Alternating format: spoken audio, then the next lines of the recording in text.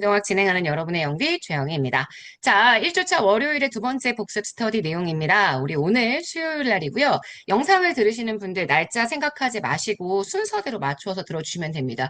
오늘이 어떤 날이든 상관없습니다. 여러분에게는 이 복습 스터디를 진행하는 2일차가 될 거고요. 제가 월요일 날 7월 7일 날 진행했었던 강의의 두 번째 파트라고 생각하시면 됩니다.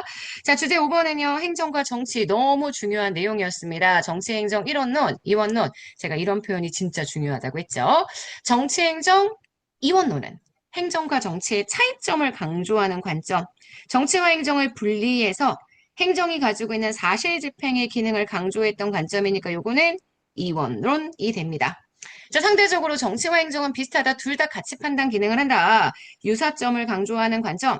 행정의 정치적 의사결정 기능을 강조하면서 행정의 가치 판단 기능을 중시하는 건 정치행정 1원론의 관점이다. 이렇게 얘기할 수 있습니다. 근데 입법국가 시기 후반부에 바로 우리 어제 얘기했던 역관주의의 폐단, 요걸 극복하는 과정에서 정치와 행정 분리하자 2원론이 등장했다고 얘기를 했고, 그 다음 요 비슷한 시기에 펜델턴법이 제정되었다라고 얘기했죠. 이 펜델턴법이 진짜 중요했던 이유가 역관주의의 폐단 극복하기 위해서 만들어진 법, 정치와 행정을 분리시키는 게 그 당시에 진보주의 개혁운동이라고 생각했기 때문에 나타났던 거라고 설명을 드렸고요. 1929년 경제대공황이 발생하면서 경기 침체를 해결하기 위해 정부가 적극적인 시장 개입을 해주게 되고요. 행정국가의 이념이 돼도 되고요. 그러면 행정은 가치 판단을 반드시 할 수밖에 없습니다. 정치행정 1원론의 시각이 나타나게 되겠죠.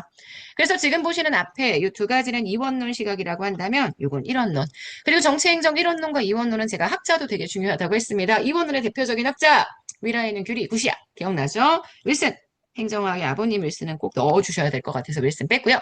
자, 정치행정 1원론의 대표적인 학자 디모게는 애플비 세이리아 기억하시죠? 디목 애플비 세이어. 자, 그러면 기출선지 봅시다. 행정은 정치과정과 분리되었다. 1원론이든 2원론이든 행정은 정치과정과는 분리가 될 수 없습니다. 정치과정과 분리가 돼서 집행만 담당한다고 하더라도 정치과정에서 만들어진 정책 결정 내용을 지금 집행하는 거기 때문에 분리됐다라고 얘기하는 건 잘못된 표현이고요. 지금 보시는 것처럼 공공서비스 생산 공급 분리에 관련된 모든 활동입니다. 연결되어 있는데 2원론적으로 생각할 것이냐, 1원론적으로 생각할 것이냐, 요거의 차이가 있는 거죠. 윌슨, 정치행정 2원론을 주장했던 대표적인 학자입니다. 정치행정 2원론은 행정은 의사 결정을 해요. 그것과 별개로 집행을 하는 과정, 결정된 내용을 집행하는 게 행정이기 때문에 정치와 행정이 분리된다라고 얘기하죠. 그에 비해서 1원론은 행정이 경영과 비슷하면 안 되고요. 정치와 비슷해야 한다고 주장합니다. 행정이 지향하는 가치로 절약과 능률을 강조했다. 이거 모두 다 2원론적인 시각이라고 볼 수 있기 때문에 지금 보시는 요 선지 틀린 내용이 됩니다. 자, 그 다음은요. 선지가 굉장히 짧네요. 행정과 경영이요. 정치행정 1원, 2원만 잘 정리하시면 행정과 경영도 쉽게 정리할 수 있다고 했죠. 공사행정이 같다라고 보는 게 공사행정 1원론, 공행정과 사행정, 이게 저분 의미의 행정, 이게 경영, 두 가지가 유사한 관점이라고 보는 장점, 유사한 작용이라고 보는 관점은 정치행정이 다르다라고 보는 이원론 입장과 동일하다. 기억하시죠? 그래서 문장으로, 표현으로 그냥 외우려고 하지 마시고 의미를 정확하게 보셔야 한다고 얘기했습니다. 왜 이렇게 두껍죠? 네. 자, 공사행정, 이번에는 이원론 되겠네요. 그죠? 공행정과 사행정은 다르다. 정책 결정 성격을, 행정의 정책 결정 성격을 강조하는 입장이 되겠죠. 정치와 행정의 유사성을 강조하는 1원론의 입장과 동일하다라고 얘기할 수 있습니다. 그래서 2번 맞는 선지, 2번론 들어간 맞는 선지가 되겠습니다. 경영과 구분되는 행정의 속성은 행정만 가지고 있는 공익적인 속성이고요.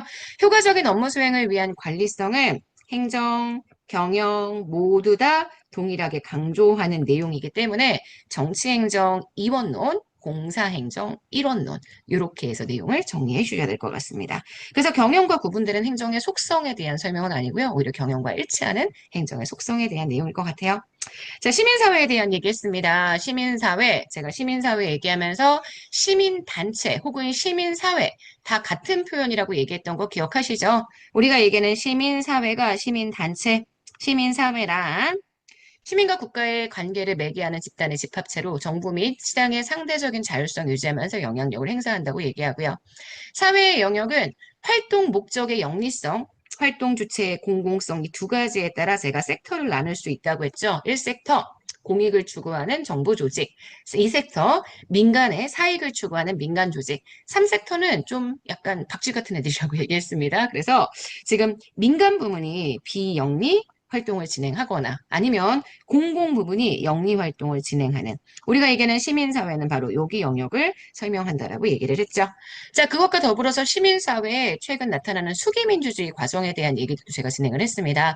타율적으로 주어진 결정안에 대해서 단순 선택행위가 아니라 심사숙고하는 과정을 통해서 직접적으로 의사결정을 할 수 있는 대안을 만들고 그 대안이 정책이 될 수 있도록 만들어주는 모든 형태의 민주주의 과정, 구성원들의 심사숙고를 통한 의사설정 과정이 수기민주주의고 이 수기민주주의의 대표적인 방식이 바로 공론조사라고 얘기를 했죠. 대표성이 있는 시민들을 선발해서 그들에게 충분한 정보를 제공해서 그 다음 토론을 진행하고 그 다음에 여론조사의 결과를, 그 공론조사의 결과를 반영하는 것. 이게 바로 수기민주주의의 대표적인 방식이 될 수 있다라고 얘기했습니다. 공론조사는 그래서 꼭 기억하셨으면 좋겠어요. 자, 제가 기출선지로도 봤었습니다. 등록 비영리 민간단체, 시민단체죠. 보조금을 받아서 수행한 공익사업을 완료할 때 사업 보고서를 대통령 아니라 행안부 장관 또는 시도지사에게 제출해야 된다라고 얘기했고요. 이에 대한 필요한 사항은 시도지사 또는 대통령의 결정을 지금 대통령령이 아니라 행안부 장관의 령으로 지정한다라고 얘기를 했었습니다. 그래서 여기를 행안부 장관령, 행안부령으로 정해야 되겠죠. 그래서 요거 X가 됩니다. 자, 그러면 주제 7번에 대한 내용들까지 정리가 됐고요. 주제 8 마지막 사회적 자본 얘기할까요? 네, 빈칸 채우기 너무 쉽죠. 사회적 자본은 사회적 관계 속에서 존재하는 자원, 사회 구성원들이 공동의 문제를 해결하는 데 적극적으로 참여하는 사회의 조건이나 특성 얘기하고요.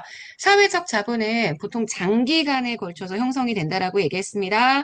장기간에 걸친 사회 구성원들의 상호작용, 학습 과정을 통해 형성되고요. 단기간에 정부 주도로는 형성될 수 없죠. 경제적 거래처럼 주는 만큼 줄고 받는 만큼 느는 제로섬의 관계가 아니라 제로섬의 관계가 아니라 여기죠. 제로섬의 관계가 아니라 사용할수록 총량이 는다. 이거를 제가 포지티브 썸이라고 표현했습니다. 그래서 등가물의 교환 관계가 아니라는 점 말씀드렸죠. 이거 말고도 특징이 많은데 일단 빈칸 채우기로 이런 내용들을 정리했고요. 타인에 대한 신뢰, 사회적 자본의 너무나 중요한 구성 요소고 사회적 자본에 있어서 네트워크, 규범, 신뢰 등을 강조했던 게 바로 사회적 자본 연구했던 이탈리아의 퍼트남이라는 학자의 특징이었습니다. 자, 여기까지 보시면 사회적 자본 얘기까지 정리를 했습니다.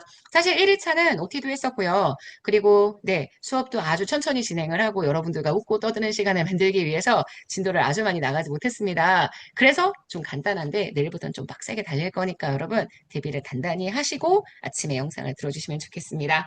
자, 오늘 하루 정말 여러분 거고요. 내일 아침에 만날게요. 여러분, 안녕.